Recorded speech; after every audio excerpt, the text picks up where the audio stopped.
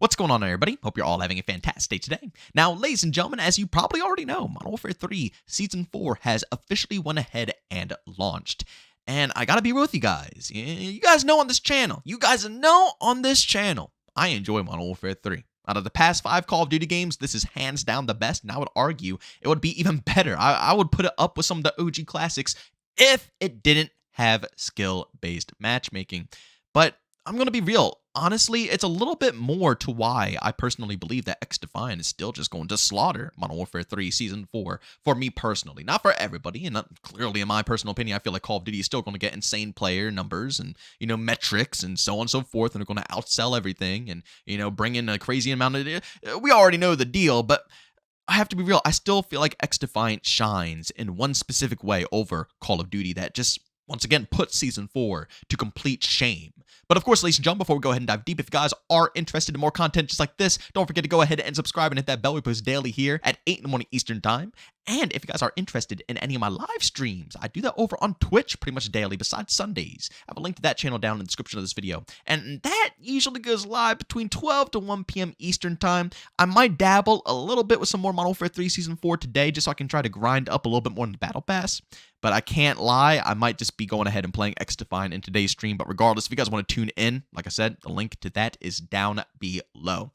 All right, so let's get into Season 4 for Modern Warfare 3. Like I said, it's not shabby. It really isn't, and honestly, it's way better than Season 3 in my personal opinion. Now, I don't know about maps and content-wise, but when it comes to the Battle Pass itself, the content is much better. The character skins, the weapon skins, the content that you are going to gain is definitely worth your time. Season 3, I said it many times before, the content was useless. I didn't use anything. Quite literally, I didn't use anything besides the final Battle Pass skin.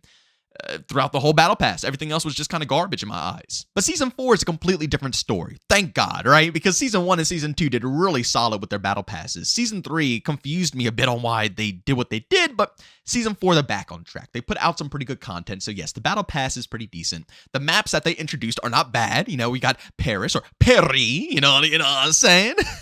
We also got Tokyo, which is a really cool map.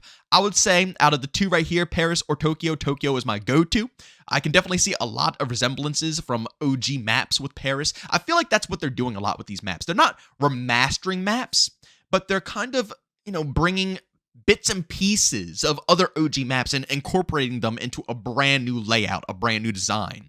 So the map feels fresh, it feels new, but when you run through certain parts of the map, it kind of feels like OG classic maps, right? You know what I'm saying? Like, when you go down the stairs, it kind of looks like Resistance from Modern Warfare 3, and if you go into the side store, I forget what it is, a library or something like that, it kind of feels like the one section, the little store on Lockdown. It's on the same side, too, the left side or the right, you know what side it is. It's on the same exact side of the map as well. It really reminds me of both of them, like 2 different OG maps packed into one. I like that style. I really do. I think that's a great idea, and it's a cool way to add in new content while also giving some OG classic vibes built within the actual map itself. The new weapons, we got the car and an SMG. I didn't unlock them yet because obviously they're in the Battle Pass. I'm personally more excited for the Spaz shotgun. That's going to be really fun to use. But until then, we got to wait until the mid-season event for that. They also made some really good updates. I can't deny the facts. They did some really good updates. They finally fixed the Swarm. For those who've been following me for a while now, I've been complaining about the Swarm literally dive bombing upon your death. You would literally have to camp in the back of the map for your Swarm to stay up for its full life cycle. The second you die, the Swarm dies with you. They fixed that bug after like a full season. But again, better than Infinity Ward waiting 5 seasons to fix problems. At least they got it done, so I'm extremely thankful for that. And they messed with the core footstep audio, something Infinity Ward would never dream of doing, which is huge because now the dead silence sneakers aren't really that critical. They're not really that needed. And I did indeed test this out. I had to make sure. So I took off the covert sneakers, I put on Stalker, and it's working pretty nice. It's actually working pretty nice. And I went on some insane streaks, not in the first gameplay here, but it's with the Swarm gameplay, which you'll see, later in this video. I don't notice people really noticing me, and I'm versing good players. These aren't bad players. I'm versing people who have common sense, that have game sense. They're probably using headsets, and they're not really recognizing me. Now, yeah, they can probably hear, but it's not as elephant-like as before. So again, huge change because now we have more variety in the boots category. Before, all you wanted to rock was covert, but now you actually want to mess around with more variety in that category. Guys, I mean, I'm going to be real. There's a lot of good updates within Season 4, which is funny because you're going to sit here and say, well, JB, why are you saying Xdefiant's going to crap on Season 4? You're talking so positive about it. And I agree. I am talking positive about it because regardless of what anybody else says or what anybody tries to put into my mouth or what lies people like to tell about me, for since day one, I enjoyed this game and I plan on continuing to do that. And at the same time, you guys know I want to cover both games, Xdefiant and Call of Duty. I'm not just going to simply sit here and simp over Xdefiant, and I'm not going to simply sit here and simp over Call of Duty. I'm going to give them both the respect that they deserve, and if one of them does something wrong, I will definitely go ahead and address it, and if they do something fantastic, I'll address that as well. And Modern Warfare 3 has been doing fantastic things season after season after season. Again, you can, like I said, you could put as many words in my mouth and lie about me as much as you want, but the proof is on the channel. All you got to do is just look back at my content and you can clearly see how I feel about this game, and my idea and my perspective and how I feel about it has stayed consistent since day one. Sledgehammer's been knocking it out of the park. I'll be straight up. They've been knocking it out of the park and doing a phenomenal job. More game modes. They added in Demolition. Great to see that back. Hyper Cranked, which is basically cranked, but you start out right out the gate, first life, with cranked active, which is freaking really fun to play around with. You know, we got some good variety. We really did. We got some good variety within this season. And then, of course, Season 4 Reloaded will introduce even more. But it's hard. It really is hard. I want to grind. I want to hit max rank. I want to get through the battle pass as fast as possible because there's a lot of cool skins I want to unlock. But the gameplay, after playing so much Xdefiant, the gameplay of Modern Warfare 3 just isn't as satisfying anymore. And it's not just Modern Warfare 3, it's Call of Duty in general, and it hurts because, again, I enjoy COD. But Xdefiant has given me everything that I wanted out of Call of Duty when it comes to gunplay, but put a huge emphasis on more things that just pull me away from wanting to enjoy a Call of Duty game. And that's mostly the team play, the OBJ focus, and the flow, the fluidity of Xdefiant as a whole. There might be nothing for me to grind right now in Xdefiant. I'm done my battle pass. You know, there's no prestige system. The unlocks are pretty bare minimum. But the gameplay of Xdefiant has single-handedly brought me back to that experience time and time and time again.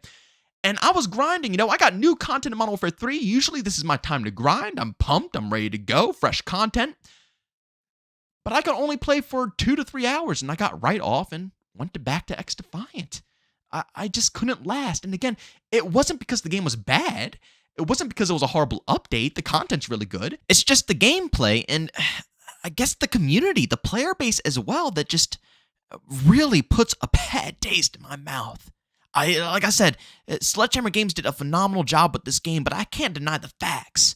I feel so much more just skill and satisfaction, pleasure out of performing extremely well in the Xdefiant lobby than I do in Call of Duty. I mean, the top players in Call of Duty literally aren't even playing the OBJ. Every single game that I'm getting into, the opponents are absolute sweat lords, and not by actually playing the objective and, you know, working as a team to obtain the objective. No, by being somewhere off on the map, baiting out OBJ and stacking up a ridiculous amount of kills by killing people who aren't alert, you know, not ready for such a strange engagement, you know.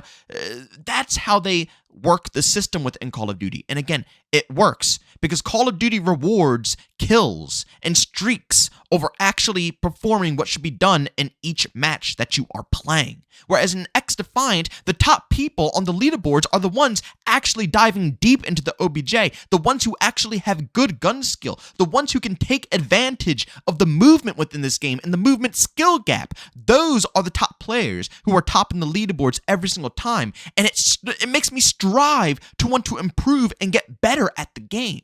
The skill-based matchmaking in COD just absolutely sucks. It sucks like no tomorrow because it ruins every single experience. Whereas in Xdefiant with no skill-based matchmaking, every single game is varied. There's variety across the board. And yes, even though I still get a bunch of people who do play like it's Call of Duty, at the end of the day, I will eventually get into lobbies where people will play the OBJ, use their abilities to help the team, and, enjoy the game that way. You'll still find those lobbies because there's no skill-based matchmaking. And COD, it literally hyper-focuses your enemies to match your skill level every time around. And if you're playing solo, it'll party with people that shouldn't be in your bracket, so you have to carry against a bunch of yous. And if you're playing in a 6-man, you're just going to have to simply deal with playing in a 6-man while also versing, the same players. There's just no variety. And like I said, it doesn't give you people who are actually trying to play OBJ because OBJ dumbs down the KD a bit. What you get is a lot of sweat lords who, like I said, bait out kills to increase their KD. So you're not versing genuine, really skilled players. No, it's constantly putting you up against these people who, like I said, play the game like that. Because can you blame them? Call of Duty, you want to get streaks. That's the fun factor. That's literally the main point of the game. Xdefiant, there's no streaks. So what do people do? They play the OBJ and they play the game how it's supposed to be played. And on top of that, it's not just that, but it's also how the developers designed the game. Like I said, the factions add such a nice twist, a better twist than any of the Call of Duty games with specialists have ever added. All the specialists in Call of Duty, like I said, they always just, they're hyper-focused on killing. Killing. And the team-based abilities are so mediocre. Besides some of them, like maybe Crash from Black Ops 4 was a pretty good team play ability, but the mass majority of them are literally, for COD to go on crazy kill feeds. But in Xdefiant, I know people say they're not balanced, and I agree, they do need some tweaking, but you can't tell me that all the abilities don't play so nicely together. They play phenomenal, and they work together perfectly. They really do. When you're trying to unite as a squad and use abilities after abilities to try to chain them together to get an advantage on the enemy, or if you're just simply by yourself and you gotta, do something real quick to try to capture an objective. I find myself being able to frag out with these abilities, but at the same time, they are there to assist my team. And then on top of that, with the phenomenal gunplay, it's just so many layers. There's layers to Xdefiant to dive into and explore. Whereas in Call of Duty, you just pick up the meta and you sweat. And realistically, yeah, there are metas within Xdefiant, but everything is so viable. I literally use all the SMGs and all the ARs and LMGs. I have a blast with everything, even versing sweat lords, because guess what? It's not just all about gun skill. So even if someone is sweating out with a meta class, they still have to be able to use their abilities correctly. They have to work with their squad correctly. And that is where I find more satisfaction out of Xdefiant, because a good player is just literally, it's a night and day difference between the really skilled players in Xdefiant and the really skilled players in Call of Duty. Because 9 times out of 10, the really skilled players in Call of Duty aren't even playing the OBJ. And like I said, I'm not talking for everyone. I really am not, because I know a lot of you guys, especially watching this video who are really skilled, play OBJ all the time while you're fragging out. And you, my friend, are a good player.